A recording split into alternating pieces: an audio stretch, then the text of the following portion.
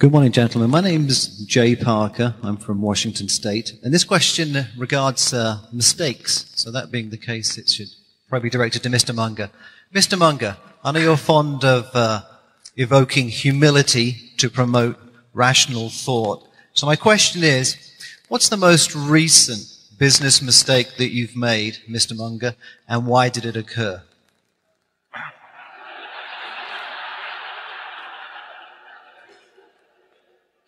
I'm going to take notes on this one.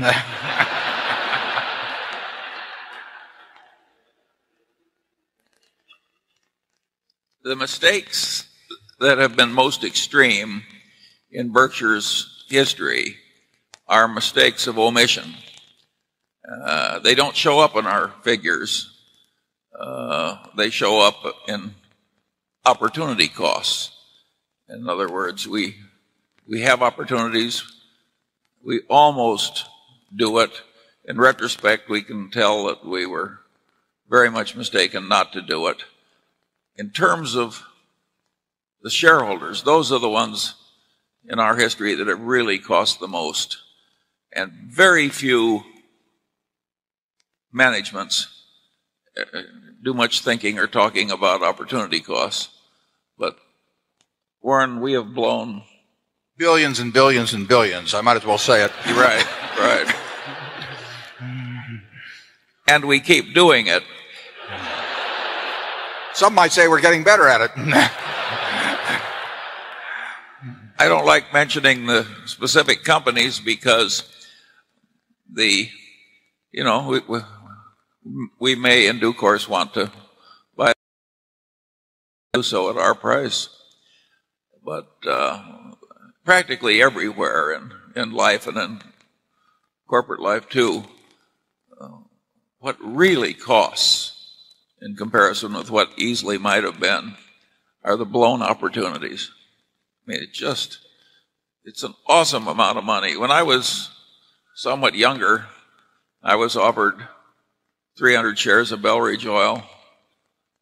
An idiot could have told there was no possibility of losing money and a large possibility of making money. I bought it. The guy called me back 3 days later and offered me 1,500 more shares. But this time I had to sell something to buy the damn Belridge Oil. That mistake, if you traced it through, has cost me $200 million. And it was all because I had to go to a slight inconvenience and sell something. Berkshire does that kind of thing too. We never get over it. Yeah.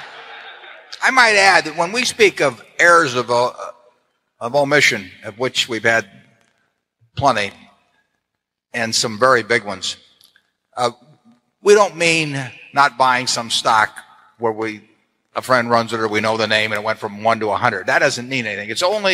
We only regard errors as being things that are within our circle of competence. So if somebody knows how to make money in cocoa beans, or they know how to make money in a software company or anything, and we miss that, that is not an error as far as we're concerned. What's an error is when it's something we understand and we stand there and stare at it and we don't do anything. Or worse yet, what really gets me is when we do something very small with it. We do an eyedropper's worth of it when we could do it very big. Charlie refers to that elegantly when I do that sort of thing as when I'm sucking my thumb.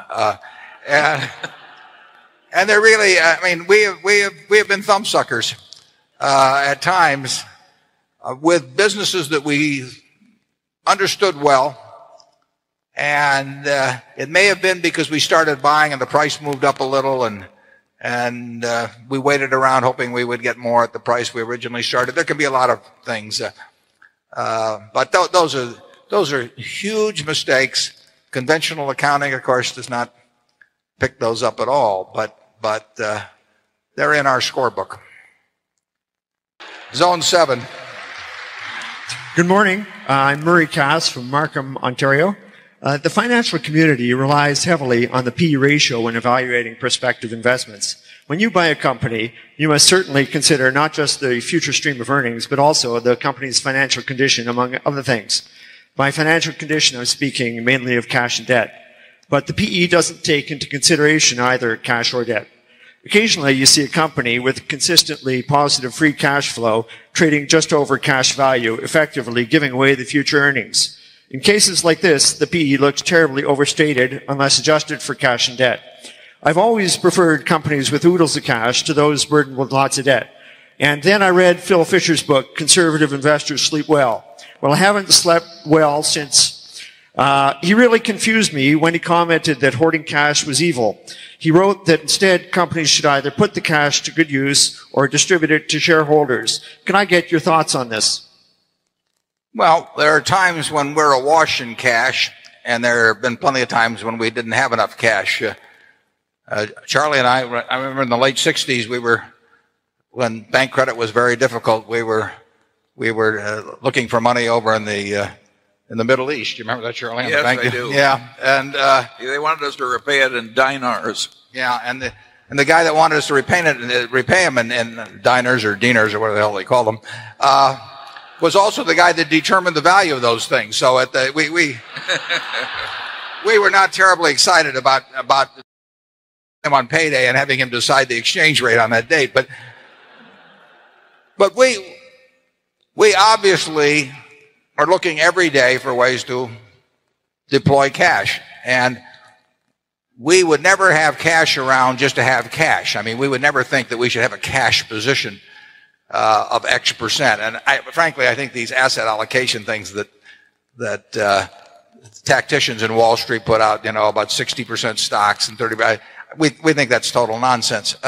So we want to have all our money working in decent businesses, but sometimes we can't find them, or sometimes cash comes in unexpectedly, or sometimes we sell something, and we have more cash around than we would like. And more cash around than we would like means that we have 10 or 15 cents around, because we want money employed, but we'll never employ it, just employ it. And in recent years, we've tended to be cash heavy, but not because we wanted cash per se. In the mid-70s, we were scraping around for every dime we could find to buy things. We don't like lots of leverage, and we never will. We'll never borrow lots of money at Berkshire. It's just not our style. But you will find us quite unhappy over time if cash just keeps building up. And I think one way or another we'll find ways to use it.